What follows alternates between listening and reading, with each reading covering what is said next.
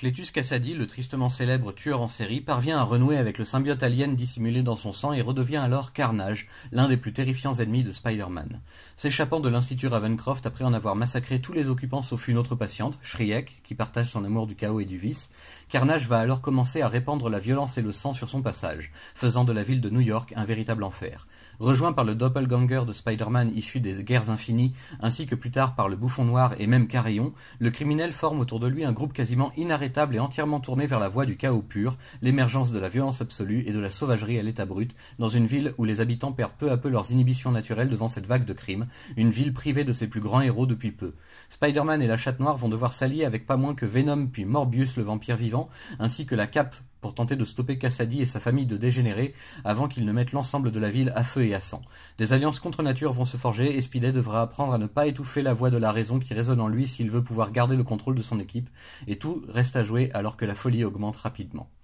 Une très bonne histoire que Panini nous ressort là dans la collection Marvel Vintage, un classique des années 90 et l'un des chefs-d'œuvre de David Michelini et de Tom DeFalco. C'est très beau, dynamique, plein d'action et presque sans temps mort, le récit s'enchaîne chapitre après chapitre à un rythme effréné et capture le lecteur entre ses pages très colorées comme on le faisait si bien durant les années 90. Petit bémol sur le travail d'édition de Panini, certaines pages, surtout au début, sont clairement mal scannées depuis les originaux, on voit l'effet de flou, et il y a même des répliques inversées entre certains personnages dans leur bulle. Le papier n'est pas de la meilleure qualité non plus, certes, mais il est respectueux de l'environnement, on ne peut guère en demander davantage de nos jours. Bref, une très bonne lecture que ce premier tome, vivant la suite et fin.